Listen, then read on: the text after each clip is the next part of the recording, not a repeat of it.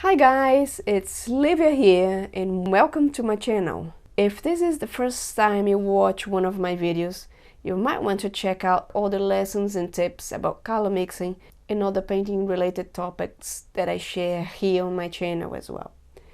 And today we are going to talk about green, how to mix gorgeous and harmonious greens for your painting. So if you ever struggled to mix those green tones that make your painting more realistic and professional looking, you might want to check this out. I'm going to show you a simple method that I use to mix gorgeous and harmonious greens for your painting that will help you mix any green paint you want. And you only need a few paint tubes. So if you would like to see that, stay tuned.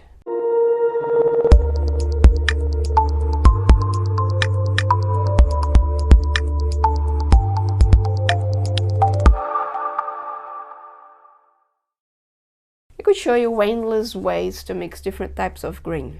I could even have a painting box full of different greens and use one for each time I need a different green. Well, that wouldn't really work, and that would cause a lot of frustration and confusion. And the reality is that you don't even need to buy a tube of green paint. In fact, your green colors will look better if you learn how to mix them out of other colors to start with, instead of using the green straight from the tube. Once you grasp that, you'll be able to add a few green paint tubes if you like, without getting lost and overwhelmed with using them. So let's see a few simple ways you can mix up gorgeous permutations of green so that you can have the control of your color mixing. So let's start with a bit of color theory, which is quite important. So let's understand what green is and what's the relationship with the color wheel, so you can get a bit of understanding of the theories behind what we see and what we mix, the theories behind the color mixing. So when we look at the color wheel, we can see the primary colors, blue, red and yellow, and the colors between each two will create a secondary color and some variations of it. So green is a secondary color, which means that it's a result of two primary colors, yellow and blue, mixed up together. But you can tweak the results in a bunch of different ways. So on the color wheel, you can see those primary colors, and then we're going to mix a secondary. As we're talking about green, we're going to use a yellow and a blue to mix green. But then the question is, what type of blue? I usually work with a couple of blue paints. Phthalo blue, it's quite similar to cyan blue. It's our primary color on the CMY color system, which goes for cyan, magenta and yellow. So that's the phthalo blue. This is the ultramarine blue, French ultramarine blue. For me, those two blues, I can't go without them. I'll hardly use all the types, but you might see me using sometimes. It depends on what I'm painting. So let's start with them. I'll show you here the differences. It all depends on what type of green you want to mix, what your picture, your reference shows you. So the yellow is usually quite simple. It's the primary yellow. You can see a bunch of different names from different brands for the primary yellow. So this one is a Acrylic yellow light from Archival Oils. And I'm not going to list all the brands here with different names. So I'm going to add a download for you in the description area with the names for all the primary colors and the most popular brands. So if you go there, you will see what yellows can be used as primaries in those brands. You can see the blues, the reds, and all those basic colors listed there for you, and a bunch of other cool stuff in this material. So if you'd like to see that, make sure at the end of this video to go down to the description link, and then you will follow the instructions there to download this material for free. So I'm going to mix the yellow with the ultramarine blue. I like the ultra blue. It's quite an old pigment. It resembles the lapis lazuli color that the old masters used. But nowadays, you know, we don't have to spend a lot of money to buy the lapis lazuli like they did in the past. So we got this here for us.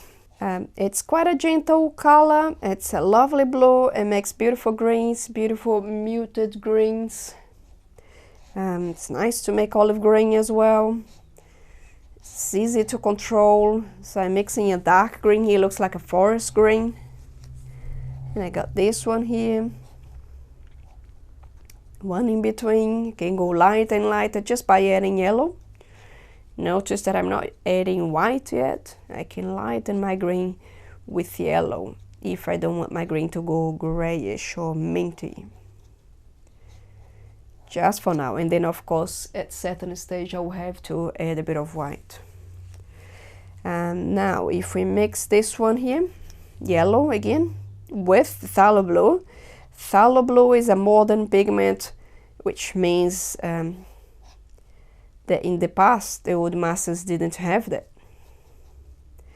And it's such a strong pigment, sometimes just a little bit will, you know, take over the mixture, will change the yellow. See the difference? It's more vibrant than this one here. The ultramarine yellow mixture is very useful if you paint landscapes. Can't go without it. The phthalo blue is very good for contemporary work. So we can see a big difference, isn't it? If I add more blue and go dark very quickly, and that's very different from the first thread here. So it's a more bluey green, isn't it? And quite strong, more saturation in the mixture. So we got those two big differences. And of course, it doesn't mean that you're going to use the grain like that. So depending on the brand and the type of your paint, the yellows and blues can vary in intensity. So you may need to adjust the amount of you know, each kind that you're using, little by little, to see what works for you. Some brands will be stronger than others, you know, the pigment will be stronger, so you just need to tweak as you go. This blue can be very dominant, especially if it's combined with a lighter yellow. By upping the amount of yellow in the mixture, you might find vibrant, balanced green. So it depends on what you want. You can go even further. You'll find that with different ratios of yellow and blue paint, you can create a huge range of green. Once you've played around with yellow-blue ratios, you can start adding all the colors to see what you can get from that. So what I'm going to do here is to get some white paint out, and that will open up a range of all the green mixtures. So if I go here with a bit of white, see what happens. For each color on this scale, I can add a bit of white, and I can make I can broaden the range of greens. I can broaden the amount of greens that I can get, isn't it? So imagine if I needed to buy all these paints. Not at all. It's really more harmonious, more interesting to mix your greens this way, because you can keep your palette connected, your colors more connected, more, you have more harmony going on there, instead of having endless amounts of colors. So this one here will make a nice kind of grayish color, very neutral. I love these ones here. So that's about white, and from here now we can start adding all the colors as well, so we can go a bit wild. Let's try adding a touch of red to the green mixtures. Red and green are opposite each other on the color wheel. So whenever I want to darken a green or create browns, I can mix them together. So let's see what happens if I get a little bit of red. Try different types of red, crimson red, cadmium red, even magenta, so you will see an endless amount of colors there on your palette. So I'll just mix a little bit of this here again. I'll just top it up, and we'll carry on with the reds here. There we go. So I just mixed a bit more of those colors, and then we can explore the combinations with red. So grab this one, break this down, and mix the red. We can mix nice grays, because I've got white in that one. That gives us a nice range of grays, isn't it? Look at this. Isn't that beautiful? I love color mixing. I love exploring with color. In fact, I love the mixing part of it, because it makes me discover a lot of different colors that I never thought before, and that allows me to go more creative with my work, instead of, you know, just relying on colors that were made into tubes just for you, without thinking much, without the creative side. Sometimes it's quite nice to have a shortcut, but we can't buy all the colors we can mix, isn't it? That's different. It's another green. So here, if I take the darker one, so we're still mixing colors that are coming from this family here, the combination, the phthalo blue and yellow combinations. I can make a very dark green just by adding red, isn't it? It's a good color to darken my green even more than blue would do. So if I mix this one, I can mix kind of a brownish green. Or if I add more of the green and neutralize that red, I cancel the red a little bit more, and it's such a nice green. And then if I go with maybe this combination of ultra blue and yellow, just add a bit of red. Red is very dominant, isn't it? It turns straight into brown if we add too much. Sometimes we need to be stingy when adding red, isn't it? So it's quite a nice combination. I love adding a bit of red when I'm painting landscape. It just makes my greens look a bit warmer, and I find it to be more interesting for landscape than going with cool greens. I think those ones here, they look a bit artificial, not real. And this is lovely, isn't it? So that's more me in a landscape painting. This is probably me if I'm creating modern and contemporary work with more abstract backgrounds. It depends on what I'm painting. But I love this here. I love that blue when it comes to making teal colors, you know, turquoise colors. So that's it. If I add a bit of red here again, it just keeps going warmer and warmer. So a lot of possibilities, complementary colors working together to create something beautiful, isn't it? Not the color that I usually have on my palette. I can even mix out of yellow and red. It's orange. Or, you know, if I want just something quicker, I'm going to be using orange straight from the tube. But this here, you know, if we mix like the greens with this, it's quite handy if I want to make warmer mixtures. Say if I go from here, for example, just add a little touch of the orange and the color changes to the warm side. If I want to tweak this color here, if I don't like much of the vibrancy there, you know, I can add orange to it, and it gives me a beautiful warm green towards the olive side. So that works very similar to this here, isn't it? And then the last one that I like to have on my palette when I'm mixing green is the burnt sienna. Not always. It just, you know, it depends on what I'm painting. It's quite a nice gentle brown to have on your palette if you would like to go wild and explore these possibilities. But to start with, you'll be fine with yellow, two blues, and the red.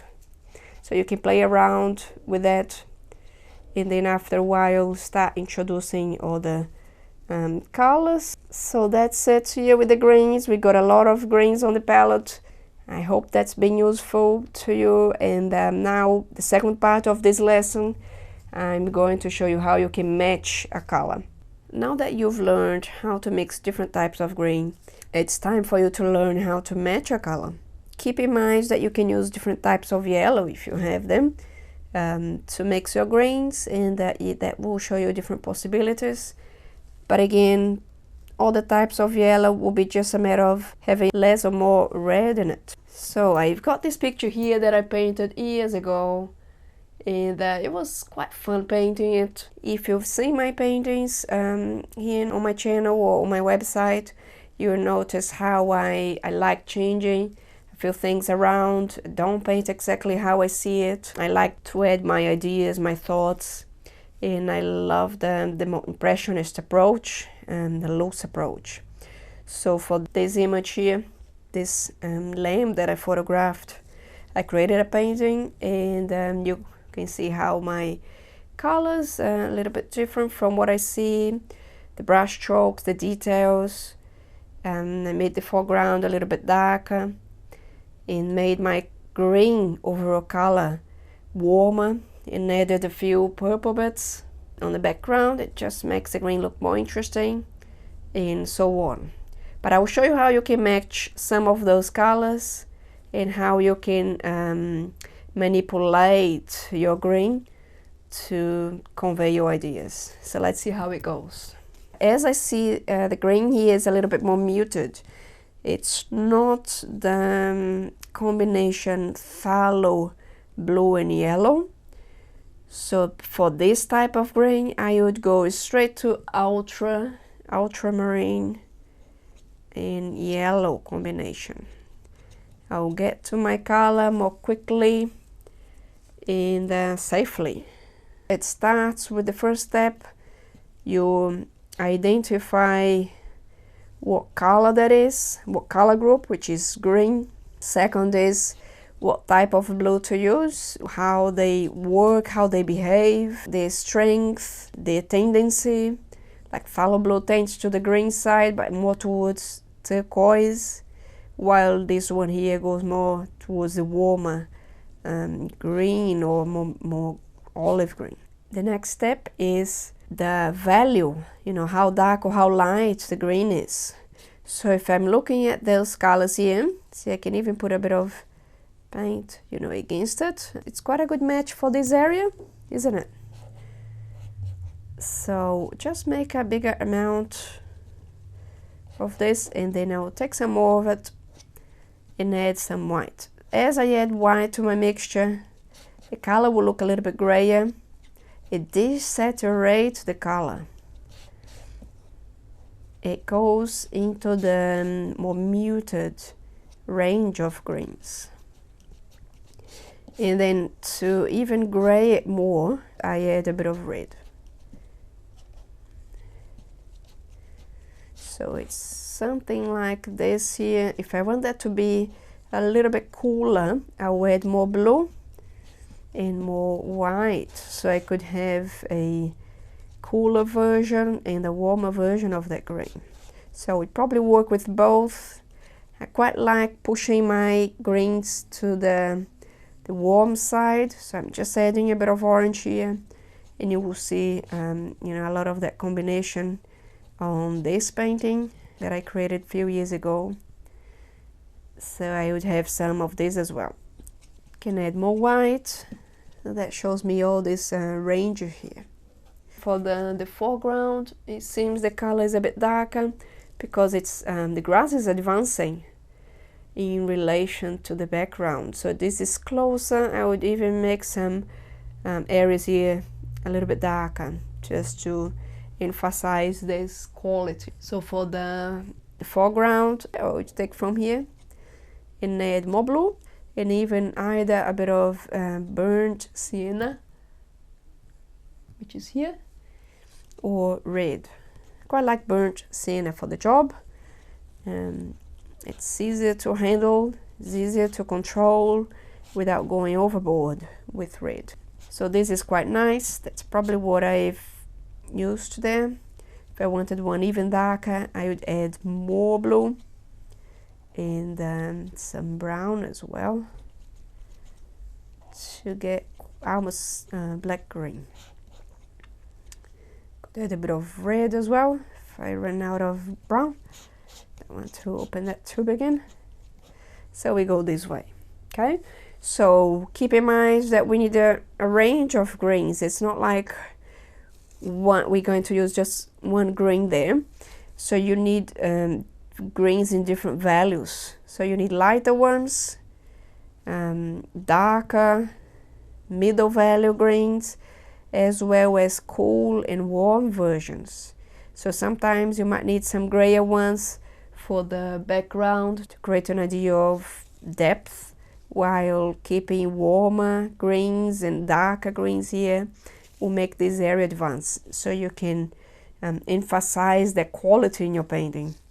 And then if you want to go with the creative side, usually I manipulate the temperature and try not to mess around with the values, go more with cool and warm relationships, cool and warm contrasts, and you'll be fine. I hope that's been helpful and that you can play around with your colors, follow this simple method, not having too many colors on your palette, but trying to grasp this here first, and then of course after that introducing one or two different types of green from a tube, and then you can see what sort of possibilities you can open up. So there you have it, a few different ways to mix gorgeous green shades to suit your ideas and give your subject a more realistic look.